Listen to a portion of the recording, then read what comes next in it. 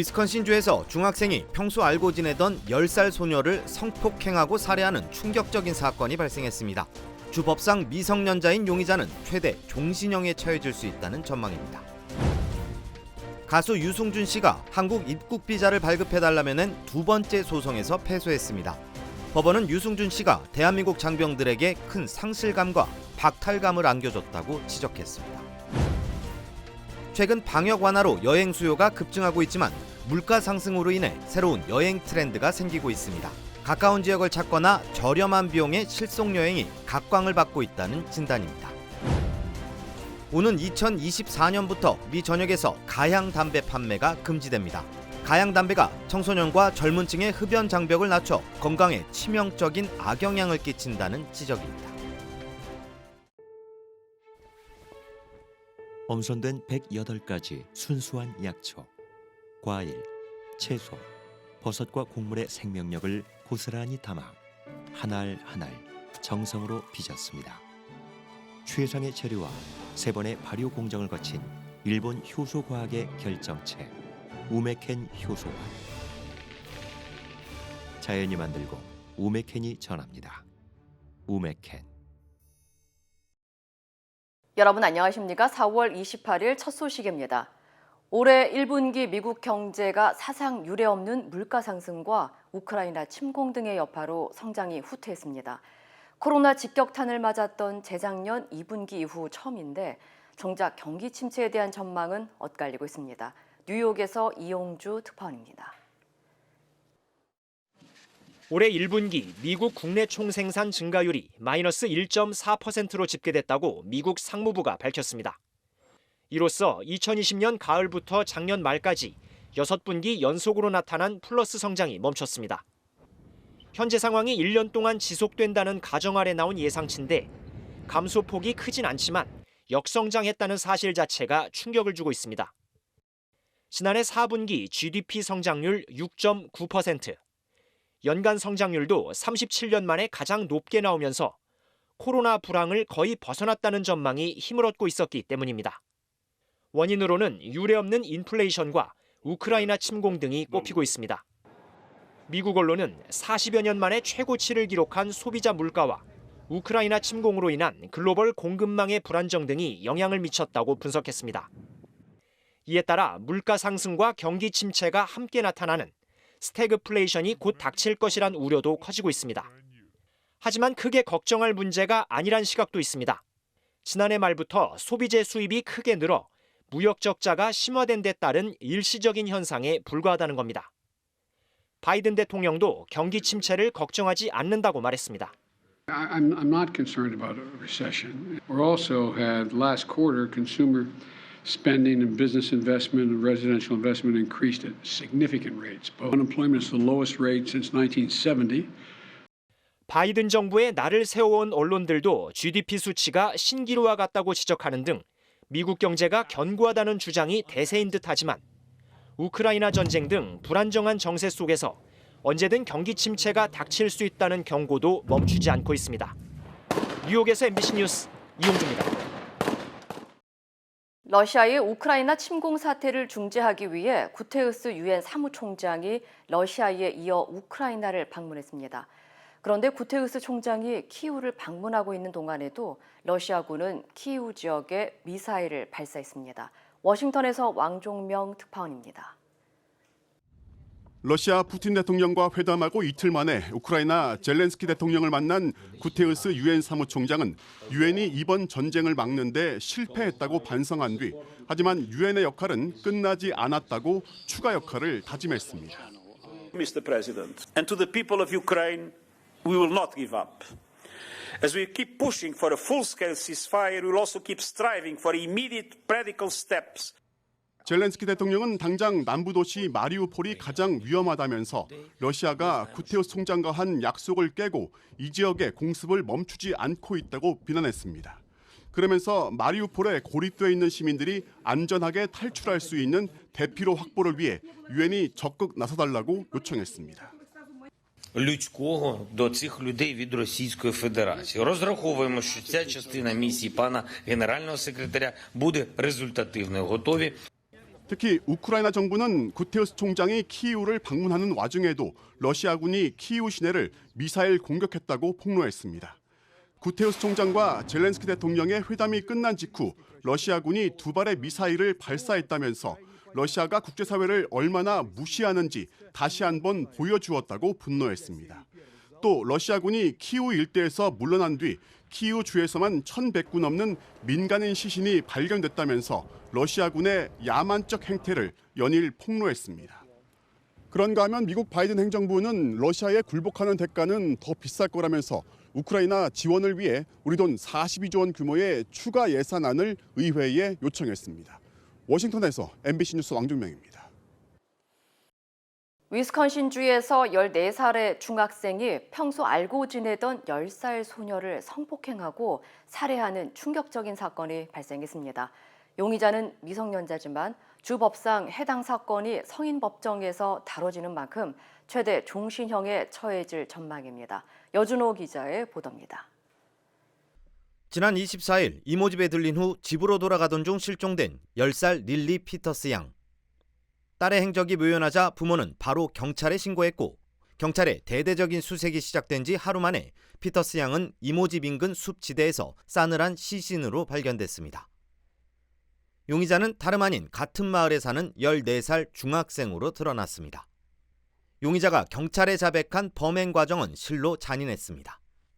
When he did get off of the trail, punched the victim in the stomach, knocked her to the ground, essentially strangled her, hit her with a stick before strangling her to the point of death before he then sexually assaulted her. 경찰은 용의자가 평소 피해자를 알고 있었다는 점, 처음부터 피해자를 따라갔다는 점을 들어 우발적 범행이 아닌 범행 의도를 갖고 접근한 것으로 보고 있습니다. 특히 1급 살인을 저지른 10세 이상의 피고인일 경우 성인 법정에 세울 수 있는 위스콘신 주 법상 이번 사건이 성인 사건으로 다뤄질 가능성이 높다는 전망입니다. 성인 사건으로 다뤄질 경우 용의자는 미성년자라도 최대 무기징역형에 처해질 수 있습니다.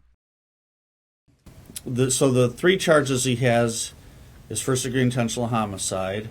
The second count is first-degree sexual assault. The third count is first-degree sexual assault of a child under age 13 resulting in great bodily harm. Regarding keeping it in adult court, I think it's premature to make any determinations regarding that at this time.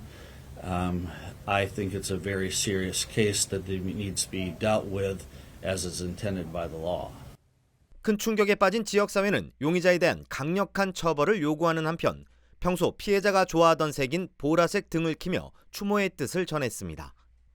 이런 가운데 용의자의 아버지가 과거 아동 포르노를 소지해 처벌을 받은 적이 있는 소아 성애자였다는 사실이 드러나면서 이번 사건이 새로운 국면을 맞고 있습니다. MBC 뉴스 여준호입니다. 가수 유승준 씨가 한국 입국 비자를 발급해달라며 두 번째 소송을 제기했지만 패소했습니다. 국군 장병들과 국민들에게 큰 박탈감을 줘 공익을 해칠 수 있다는 겁니다. 이재욱 기자입니다. 1990년대 후반 최고의 댄스 가수였던 유승준 씨. 미국 영주권자인데도 병역 의무를 다하겠다고 약속했습니다. 그런데 정작 군입대 영장을 받게 되자 돌연 미국으로 출국해 미국 국적자가 됐고 정부가 유 씨의 한국 입국을 제한하면서 한국 땅을 밟지 못하게 됐습니다. 또 댄스 가수의 생명이 짧은 거를 제 자신이 너무나도 잘 알기 때문에 이후 2015년 당시 법률상 군입대 상한선인 38살을 넘긴 유 씨는 다시 재외동포 비자를 신청했지만 LA 총영사는 이를 거부했습니다. 4년의 소송 끝에 대법원은 LA 총영사가 과거 입국 제한 조치를 따랐을 뿐 제대로 심사를 하지 않았다면서 유 씨의 손을 들어줬습니다. 승소한 유 씨가 다시 비자를 신청했지만 LA 총영사는 이번엔 절차에 따라 심사한 결과라며 또다시 비자 발급을 거부했습니다. 한국에 오겠다는 유 씨, 안 된다는 LA 총영사. 비자 발급을 둘러싼 법정 다툼 2차전에서 법원은 입국할 수 없다고 판결했습니다. 유 씨가 공익근무요원으로 근무하게 되자 국가기관을 속이고 편법으로 출국해 미국 시민권을 얻었다며 대한민국의 질서와 공익을 해칠 뿐 아니라 최전방과 험지에서 고통을 감수한 장병과 가족들에게 상실감을 안겨줬다는 이유입니다. 당초 대법원이 지적한 절차적인 잘못은 모두 고쳐졌다고 인정했습니다. 또 단기 방문 비자로 입국할 수 있는데도 굳이 자유롭게 출입국하며 취업할 수 있고 건강보험 혜택까지 받는 재외동포 비자를 발급할 이유가 없어 보인다고도 지적했습니다. 유 씨 측은 법원의 판단이 아쉽다며 항소를 고민하겠다는 입장을 내놨습니다. MBC 뉴스 이재욱입니다. 사회적 거리두기와 마스크 착용 등 코로나19 방역 지침이 완화하면서 여행 수요가 급증하고 있습니다. 팬데믹 여파로 높아진 물가에 여행 비용도 오르면서 여행객들의 발목을 붙잡고 있는데요. 하지만 2년 넘게 억눌렸던 여행객들은 대안을 찾아 나서고 있습니다. 홍지은 기자의 보도입니다. 위드 코로나 시행으로 여행 수요가 빠르게 회복하고 있습니다. 하지만 최근 급증한 물가에 소비자들은 주춤하는 모습입니다. 팬데믹에 이어 러시아의 우크라이나 침공 사태로 물가가 상승했는데 여행 비용도 예외는 아닙니다. 1년 사이 국내선 항공료는 40% 가까이 급증했고 호텔 가격도 20% 올랐습니다. 이전보다 $500 이상 더 지출해야 하는 겁니다. That sucks, but if you want to get out, you got to do it. 비싼 가격에도 2년 넘게 억눌렸던 여행객들은 대안 찾기에 나섰습니다. 장거리 여행 대신 근교 여행지를 택하거나 더 저렴한 가격으로 즐길 수 있는 이른바 가성비 여행에 주목하고 있습니다. We're not going to Florida because it was too expensive, so we're going to Texas because it was way cheaper. 호텔 비용이 비싸다 보니 캠핑객이 늘었고 자연에서 휴식을 즐기는 국립공원도 인기 여행지로 꼽히고 있습니다. 여행비 부담을 덜기 위해 먼 곳으로 떠나지 않고 집이나 집 근처에서 휴가를 즐기는 이른바 스테이케이션도 새로운 여행 트렌드로 떠오르고 있습니다. We found that about 6 in 10 Americans are planning summer vacations, but almost 70% of them are making some changes because of inflation. 여행업계 관계자들은 앞으로 항공권 가격이 더 오를 것으로 전망된다며 서둘러 예약부터 할 것을 조언했습니다. 한 여행업체의 설문조사에 따르면 올 여름 미국인 2억 800만 명이 여행을 계획하고 있다고 답했습니다. MBC 뉴스 홍지윤입니다. 미국에서 2024년부터 멘솔 담배를 포함한 모든 가향 담배 판매가 전면 금지됩니다. 연방식품의약국 FDA는 단계적 판매 제한과 계도 기간 등을 거쳐 2024년 이후 멘솔 등 가향 담배 판매를 전면 금지할 계획이라고 밝혔습니다. 멘솔 담배는 담배에 인공 박하향을 넣은 것으로 담배의 쓴맛을 감추고 담배에 대한 호기심을 높여 청소년과 여성 등의 흡연 장벽을 낮추는 것으로 알려졌습니다. Fundamentally, these bold actions are about saving hundreds of thousands of lives. Menthol's flavor and sensory effects make menthol cigarettes more appealing and easier for new tobacco users, like youth and young adults. 멘솔 담배의 미국 내 연 매출은 200억 달러로 최근 10여 년간 급성장해 현재 미국의 담배 시장의 3분의 1 이상을 차지하고 있습니다. FDA에 따르면 미국에서 12세 이상 멘솔 담배 흡연자는 1,850만 명 이상이며 연구 결과 멘솔 담배 판매가 금지될 경우 40년 이내에 흡연율이 15% 감소해 최대 65만 4천 명의 목숨을 구할 수 있을 것으로 예측됐습니다. LA시 USC 메디컬 센터가 70대로 추정되는 한인 남성의 보호자를 찾고 있습니다. 병원 측은 지난 2일 한인 남성 피터 명정 씨가 교통사고를 당한 뒤 헌팅턴 병원으로 후송된 후 다시 LA시 USC 메디컬 센터로 이송됐지만 현재까지 사고 경위뿐만 아니라 보호자 역시 정확히 파악되지 않아 정 씨를 아는 지인이나 가족을 찾고 있다고 밝혔습니다. 정 씨는 사고 당일 지나가던 행인에 의해 병원으로 옮겨진 것으로 알려졌습니다. 정 씨는 60세에서 70세 사이로 추정되며 키는 5피트 5인치, 몸무게는 117파운드로 문신 등 특이점이 없는 마른 편이라고 병원 측은 전했습니다. 캘리포니아주 의회에서 가스비 지원을 위해 주민들에게 1인당 $200씩 현금 리베이트를 제공하는 방안을 추진하고 있습니다.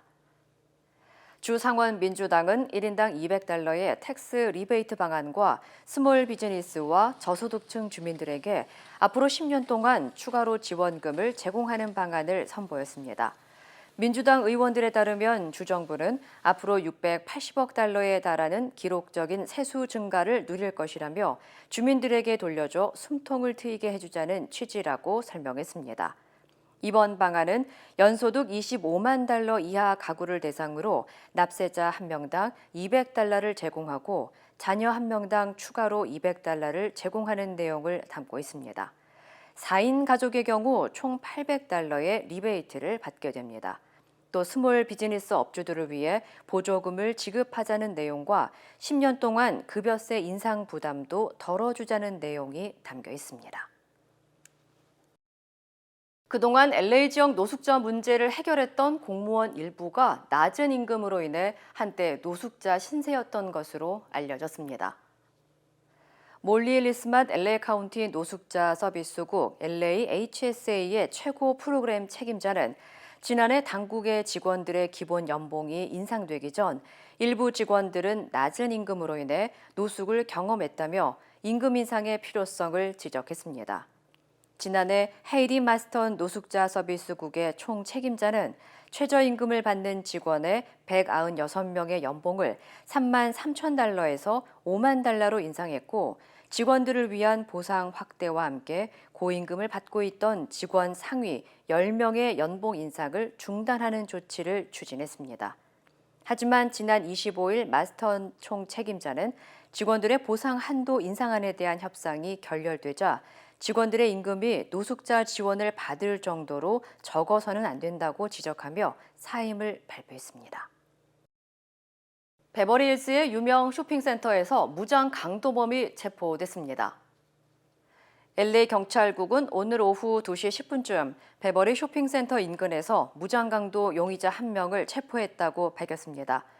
경찰에 따르면 오늘 오후 1시 50분쯤 이 남성은 고급 시계를 차고 있던 행인에게 다가가 총기로 위협한 뒤 시계를 빼앗아 베버리 센터 주차장으로 도주한 것으로 전해졌습니다. 총격은 발생하지 않았지만 한때 경찰이 무장 강도범을 수색하는 사이 일부 쇼핑객들은 패닉 상태에 빠졌던 것으로 알려졌습니다. LAPD는 최근 LA 지역 일대에 고급 장식품을 한 행인들을 대상으로 한 무장 강도 범죄가 빈발하고 있다며 주민들에게 각별한 주의를 당부했습니다.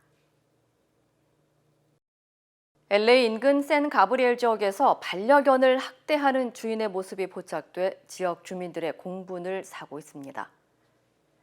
두아르테 지역에서 비즈니스를 운영하는 마이크 피터슨 씨는 자신의 회사 건물 CCTV에 찍힌 동물 학대 영상을 공개하고 다시는 같은 일이 반복되지 않길 바란다고 밝혔습니다. 해당 영상에는 주차장에서 한 남성이 10여 분간 자신의 반려견을 발로 차거나 때리는 장면이 담겼습니다. 피터슨 씨는 개 주인을 찾기 위해 해당 영상을 공개했다면서 반려견을 주인과 반드시 떼어놓아야 한다고 강조했습니다. 13살의 소년이 미네소타 대학 물리학과 졸업을 앞둬 화제가 되고 있습니다. 뛰어난 두뇌로 9살에 미네소타 대학 물리학과에 진학한 13살 영 엘리엇 테너군은 평균 학점 3.78을 유지하면서 다음 달 졸업을 앞두고 있습니다. 현재 고에너지 물리학 교수를 꿈꾸고 있는 엘리엇 군은 박사 과정을 앞둔 상태입니다. 한편 엘리엇 군의 부모는 학교 규칙상 엘리엇 군의 나이 때문에 장학금 수령이 어려워 학비 마련이 어렵게 되자 기부금 사이트에 사연을 올려 4만 4천 달러가 넘는 기부금을 모으기도 했습니다. 엄선된 108가지 순수한 약초, 과일, 채소, 버섯과 곡물의 생명력을 고스란히 담아 한 알 한 알 정성으로 빚었습니다. 최상의 재료와 3번의 발효 공정을 거친 일본 효소과학의 결정체, 우메켄 효소과. 자연이 만들고 우메켄이 전합니다. 우메켄. 검찰 수사권 분리를 둘러싼 논란이 확산하고 있습니다. 윤석열 당선인 측은 법을 고쳐서라도 국민 투표에 붙여야 한다고 밝혔고 민주당은 위헌적 발상이라며 한동훈 법무장관 책임론을 부각했습니다. 김건희 기자입니다. 검찰 수사권 분리를 국민 투표에 붙여보자는 윤석열 당선인 측 제안이 나오자 선관위나 학계에선 곧바로 현재로선 어렵다는 부정적 의견이 줄을 이었습니다.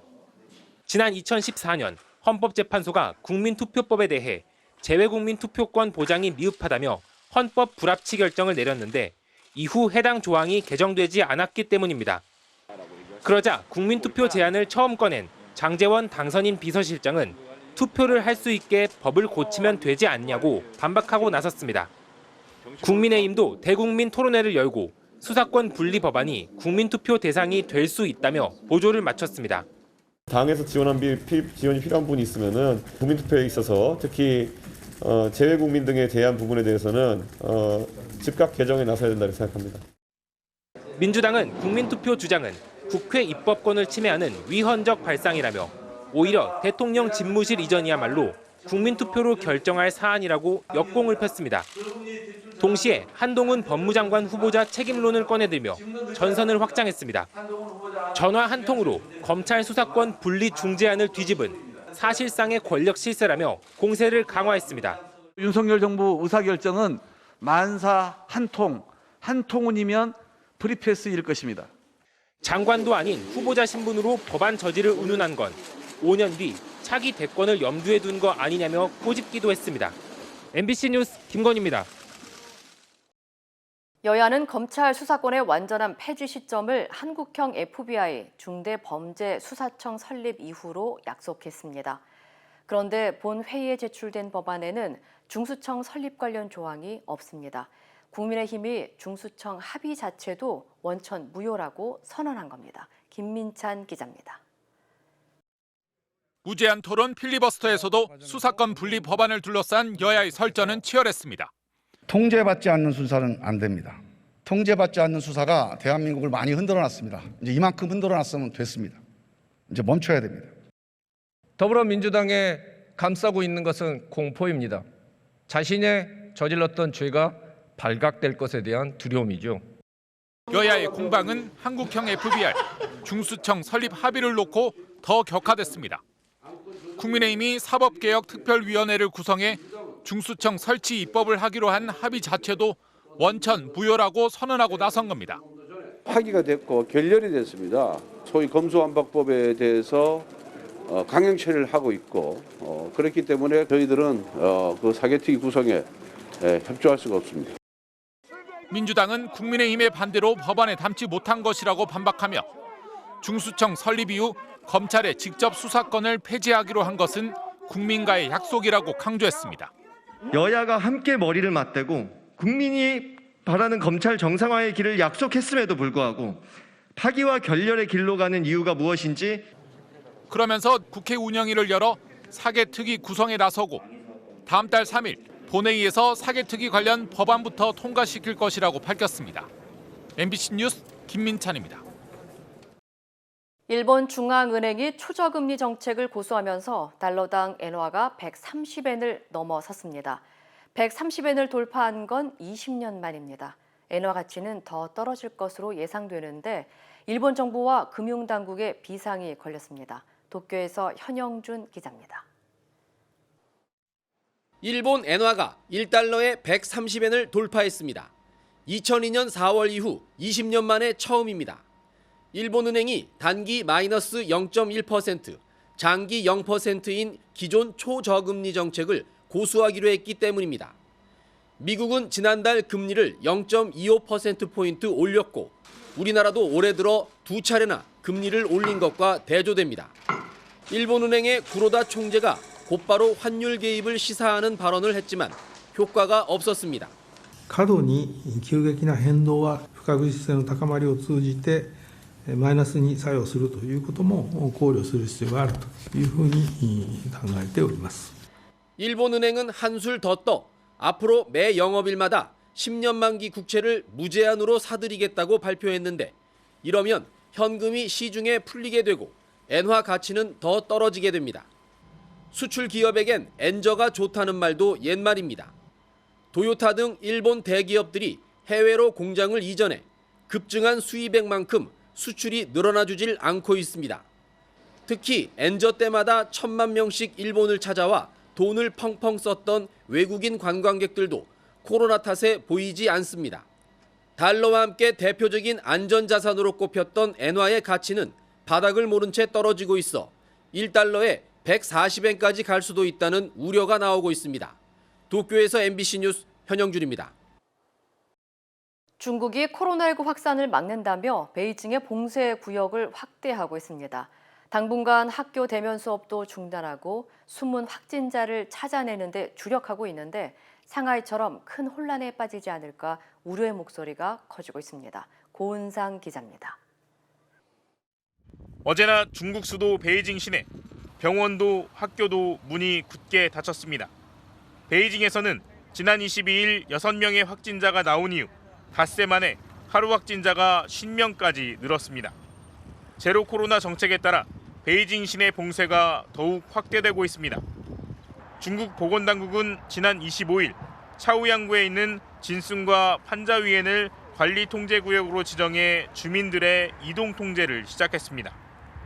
그리고 그제 퉁저우구 2곳, 펑타이구 1곳에 이어 어제는 차오양군의 2개 지역을 통제구역으로 추가했습니다. 해당 지역 주민은 아파트 단지 밖으로 나갈 수 없고 직장인들은 원칙적으로 재택근무를 해야 합니다. 인구 350만의 베이징시 차오양군은 다중이 모이는 위락시설들의 문을 닫게 했습니다. 상하이처럼 될지 모른다는 공포에 이미 베이징 상점 곳곳에서 사재기가 시작됐습니다. 从来都没买过这么多东西。根据上海那个疫情严重嘛，所以说的我们就怕那个出现这些问题，所以我们就提前买这些东西。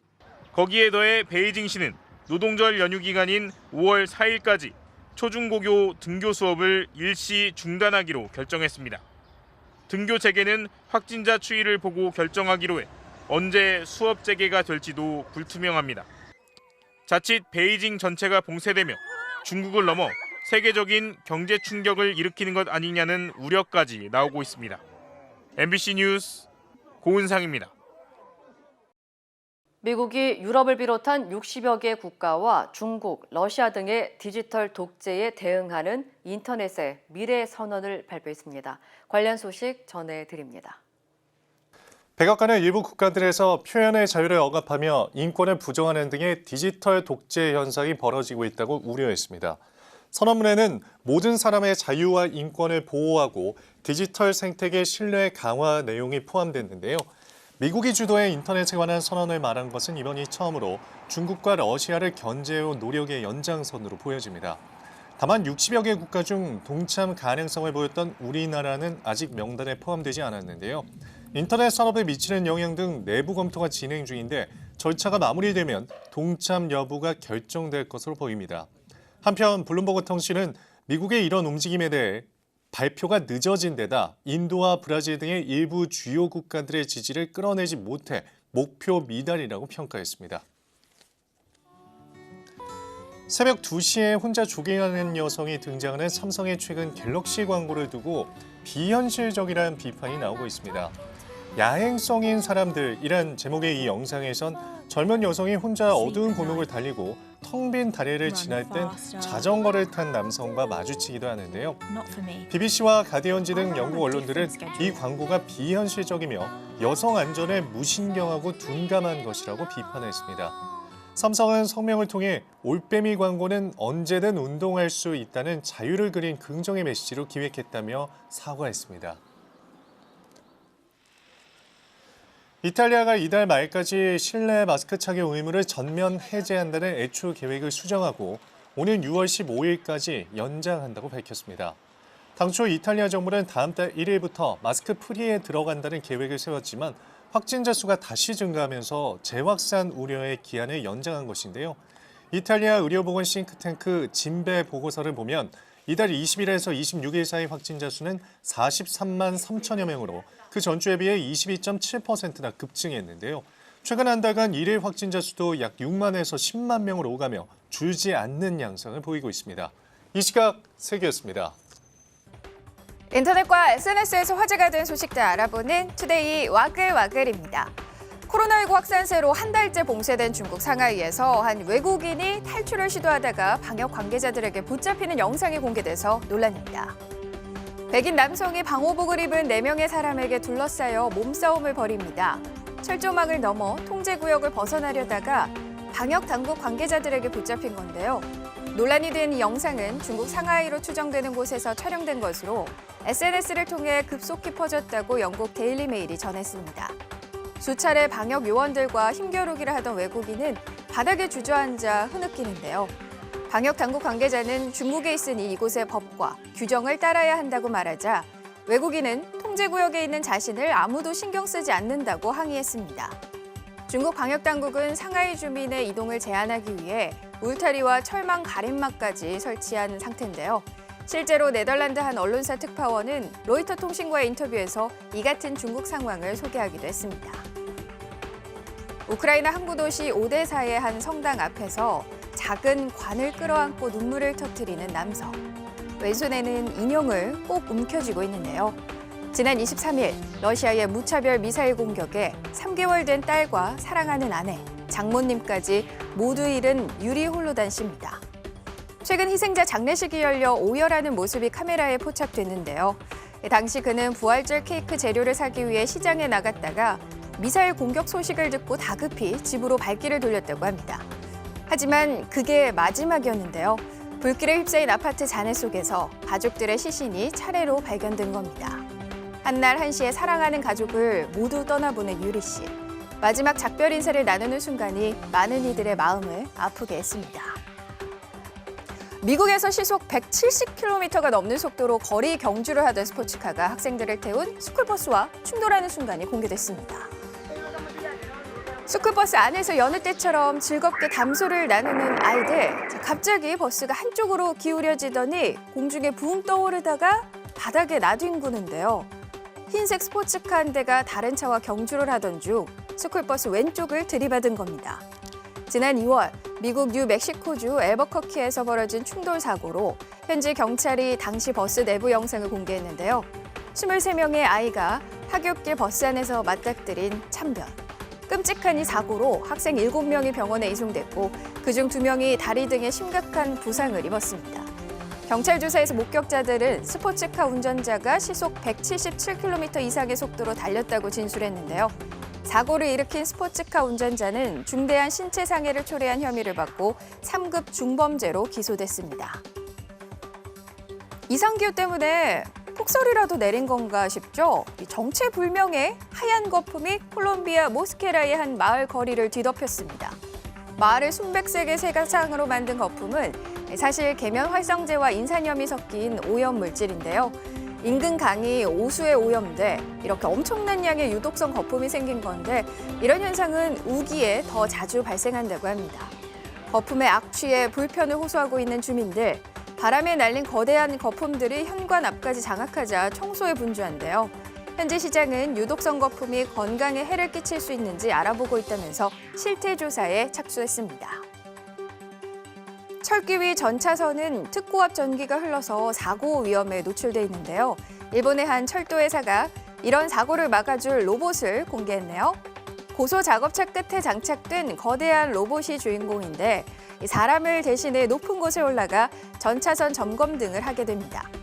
2개의 로봇팔로 무게 40kg의 무거운 물건을 최대 10m 높이까지 거뜬히 올릴 수 있다는데요. 가상현실 기기인 VR 헤드셋을 착용한 작업자는 로봇 머리에 있는 2대의 카메라를 통해 시야를 확보하고요. 로봇을 조종할 수 있습니다. 오는 2024년 시장에 정식 출시를 앞두고 있는데요. 철도회사는 이 로봇이 고소 작업 시 감전이나 추락 충돌과 같은 안전사고를 줄일 수 있을 것으로 기대한다고 밝혔습니다. 투데이 와글와글이었습니다.